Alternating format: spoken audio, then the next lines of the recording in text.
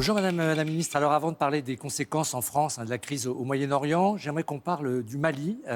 On a appris ces derniers jours des indépendantistes et des djihadistes encerclaient Bamako. Est-ce que vous avez des informations concernant les ressortissants français qui restent là-bas? On leur conseille de quitter le pays, mais est-ce que vous pouvez nous donner quelques précisions là-dessus? Oui, bien sûr. Alors, nous suivons avec la plus grande attention la situation sécuritaire au Mali, qui, comme vous venez de le dire, s'est très fortement dégradée. Nous avons sur place 4098 Français qui sont inscrits au registre des Français de l'étranger. Je rappelle que les Français, où qu'ils soient dans le monde, sont invités à s'inscrire au registre des Français de l'étranger, ce qui nous permet de communiquer directement avec eux parce qu'une crise s'aggrave lorsque c'est nécessaire. Et donc, nous avons, dès samedi, pu entrer en contact avec cette communauté française pour leur donner des consignes de sécurité, pour leur conseiller de quitter le pays s'ils le pouvaient. Évidemment, le conseil que nous donnons aussi aux voyageurs, c'est de ne pas se rendre au Mali, sauf circonstances absolument exceptionnelles, mais vraiment de ne pas y aller.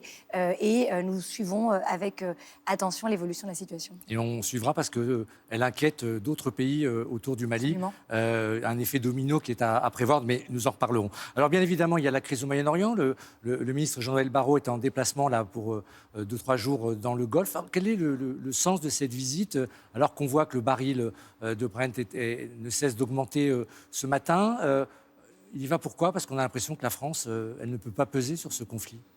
La France n'est pas à l'initiative de ce conflit. La France n'a pas été consultée lorsque les hostilités ont commencé. Elle ne participe pas à ce conflit. Mais elle est défensive, c'est le mot répété à l'envi par le président de la République. Mais c'est important parce que défensive, ça veut aussi dire que nous sommes présents dans la région. Nous avons des bases militaires, nous avons des emprises diplomatiques. Nous avons pour le coup 400 000 Français qui résident dans les pays qui sont affectés par le conflit au Moyen-Orient. Et donc, nous mobilisons nos partenaires, les pays du Golfe, avec lesquels nous avons des traités, des accords, et puis nous les mobilisons pour justement parvenir à une désescalade, revenir à un dialogue, parce qu'on le voit, vous le disiez à l'instant, toute mobilisation, tout changement dans cette crise a un impact direct sur nous, sur le portefeuille des Français, mais aussi sur la stabilité de la région et sur la protection des Français qui sont sur place. Justement, vous l'évoquiez, la hausse des carburants. Hier, le président de la République a demandé au gouvernement d'apporter de nouvelles réponses pour aider les secteurs qui sont touchés, parce que la principale hantise du gouvernement, et on le voit, c'est que le conflit dure, et c'est le cas. Quelles sont les nouvelles solutions, les nouvelles réponses que peut apporter le gouvernement au-delà des aides ciblées, quand le Premier ministre dit on ne dépensera pas l'argent qu'on n'a pas, mais on n'oubliera personne. Ça semble compliqué aujourd'hui à la fois de protéger les finances publiques et d'aider les Français. Alors c'est quoi les nouvelles réponses ? En fait, il y a deux niveaux de réponse. Il y a un niveau de réponse qui est dans l'immédiat et c'est ciblé sur les personnes qui sont les plus vulnérables. Déjà deux vagues, depuis... Déjà, exactement, vous avez raison de le rappeler, ça avait été annoncé par la ministre en charge justement du dossier, Maud Bréjon, et par le Premier ministre, aider vraiment de manière ciblée les plus vulnérables, ceux qui ont besoin, ceux qui sont affectés dans leur quotidien par cette hausse, parce qu'ils prennent leur voiture pour aller au travail, parce que ce sont les personnes qui sont les plus dans le besoin et les plus affectées. Après, vous avez aussi comment est-ce qu'on agit sur le long terme. Par rapport à d'autres pays européens, par rapport à d'autres pays voisins, nous, on n'a pas de pétrole, on n'a pas de gaz, mais on a de l'énergie nucléaire.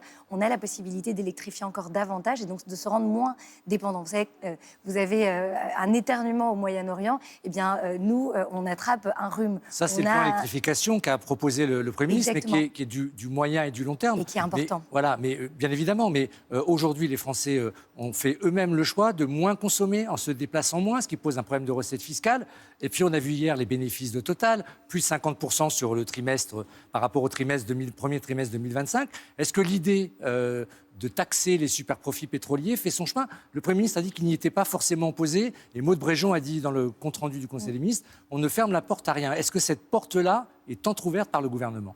C'est effectivement ce qu'a dit la porte-parole du gouvernement et le Premier ministre. Mais ce qu'il faut regarder, c'est l'efficacité des mesures qui pourraient être mises en place et surtout leur pérennité. Parce que ce que l'on voit, c'est que cette crise peut effectivement durer et que d'autres crises peuvent nous affecter tant qu'on ne prend pas ces mesures de moyen et long terme qui sont absolument essentielles, même si, vous l'avez dit, cela prend plus de temps. Donc il faut vraiment avancer en parallèle. Et puis on va avoir un problème de recettes, puisque si les Français consomment moins, il y a moins de rentrée de TVA, par exemple, sur le carburant. Donc est-ce que le gouvernement n'a pas la crainte d'avoir un problème de recettes recettes Et fiscales. vous avez annoncé les chiffres de la croissance qui sont un peu différents de ce que l'on avait prévu. Voilà, prévision à la baisse, l'inflation revient et la charge de la dette qui augmente Vous aussi. devez prendre en compte évidemment tous les facteurs. Et vous avez raison de parler de la charge de la dette qu'on a tendance à oublier lorsqu'on n'est pas en plein débat budgétaire. Donc il faut prendre tout cela en compte. C'est pour ça qu'on doit être aussi attentif aux aides que l'on peut donner. Il faut les cibler, il faut qu'elles soient utiles. Et de la même manière, toutes les taxations supplémentaires, toutes les mesures supplémentaires qui pourraient être envisagées et éventuellement prises doivent être faites en regardant leur efficacité. Il faut aussi, et le gouvernement le fait déjà très fortement, s'assurer qu'il n'y ait pas d'abus, que réellement il n'y ait pas d'augmentation des prix dus à la crise, qu'il n'y ait pas de profiteurs, entre guillemets, de cette crise, et c'est le cas. Et moi, je salue... Est-ce que Total est considéré par le gouvernement comme un profiteur de crise? Non, à ce stade, ce que l'on constate, c'est les chiffres qui ont été annoncés et la nécessité, justement, de distribuer, de mieux distribuer les potentiels gains d'une crise. Mais à ce stade, ce lien de causalité n'a pas été établi. Comme l'ont dit à la fois la porte-parole du gouvernement et le Premier ministre, ce qu'il faut, c'est étudier la situation, ne rien s'interdire, mais en même temps, encore une fois, rester sur l'efficacité des mesures et surtout ne pas stigmatiser. Vous savez, on est dans un contexte de crise, de guerre d'ailleurs, avec des gens qui aujourd'hui souffrent. Et non, de là où je vous parle, au Quai d'Orsay, on s'occupe surtout beaucoup des populations civiles, de la protection des Français et des solutions diplomatiques, donc de la cause de ces problèmes que l'on ressent aujourd'hui sur notre territoire.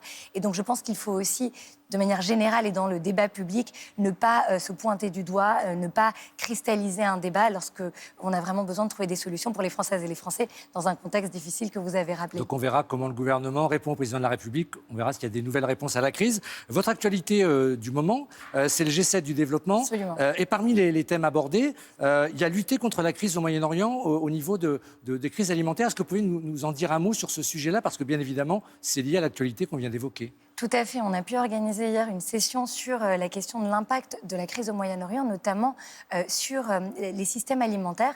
Il y a 45 millions de personnes qui sont dans un risque immédiat de sombrer dans une insécurité alimentaire aiguë du fait de la crise au Moyen-Orient. Pourquoi? Parce qu'il y a la question des engrais qui ne sont pas produits localement dans de nombreux pays et qui aujourd'hui ne peuvent pas transiter par le détroit d'Ormuz. Alors il faut apporter des réponses, rendre ces pays beaucoup plus résilients. Et c'est d'ailleurs le sens de cette ministérielle du G7 sur le développement. C'est comment est-ce que l'on s'assure que les pays qui reçoivent cet investissement dans le développement construisent des politiques durables, stables et ne sont pas dépendants de l'aide étrangère, de l'investissement étranger. Ça déséquilibre toutes les économies. Donc le développement, c'est peut-être pas le bon mot, c'est de se défendre contre cette crise. Ça, est-ce que vous en parlez pendant Mais ces vous avez 48 heures? vous avez raison de lier développement à la défense, et d'ailleurs nous le faisons. Et vous savez, le fait d'avoir une ministérielle sur le développement dans le contexte actuel, avec des pays du G7 qui ont des positions extrêmement divergentes, notamment sur ce conflit, notamment sur la question du développement, sur l'essence même de cet investissement, c'était pas du tout une évidence. Et nous, on a réussi à le faire. On réussit aussi à avancer avec un communiqué conjoint. Il n'y en avait pas eu depuis 2 ans, et pour cause, parce que voilà, il y avait des divergences au sein du G7. Et on a réussi aussi à le faire avec les Américains, malgré nos divergences de point de vue. Et donc, je pense à la une du Point d'il y a une semaine où on disait « la France ne passe plus rien à l'international ». C'est pas vrai. On a justement ce leadership à l'international parce qu'on arrive à regrouper des pays qui ont des vues différentes sur l'essentiel, c'est-à-dire investir et agir pour les populations qui aujourd'hui souffrent de cette crise dont on parle. Mais c'est vrai qu'on regarde de quelle manière la France peut peser sur le conflit. Donc, c'est vrai que peser sur l'international, c'est pas simplement le conflit au Moyen-Orient ou en Ukraine. Ça, c'est clair, mais c'est vrai que c'est assez compliqué de voir un peu quel rôle peut jouer la France. Et puis, je voulais vous parler d'une échéance qui n'a échappé à personne, c'est la présidentielle, dans un an. Gabriel Attal fait un meeting le 30 mai, on pense peut-être qu'il va lancer sa campagne. Vous avez été longtemps porte-parole du parti Renaissance. Gabriel Attal, c'est votre candidat pour 2027? Du groupe Renaissance à l'Assemblée nationale. Oui. À ce stade, moi je pense qu'il faut vraiment se concentrer sur les urgences que l'on doit gérer, notamment on parlait du prix du carburant, de l'évolution aussi de nos comptes publics et puis surtout de répondre aux attentes des Français. Le Premier ministre parle justement de cette question du logement, revient sur les sujets essentiels.